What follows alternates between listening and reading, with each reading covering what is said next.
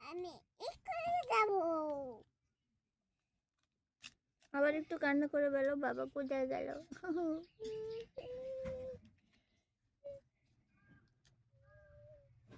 বাবা কোথায় গেছে বলো।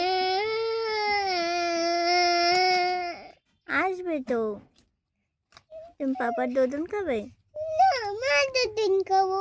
তাহলে পাপার জন্য কান্না করছো কেন? পাপার কাছে যাবে না,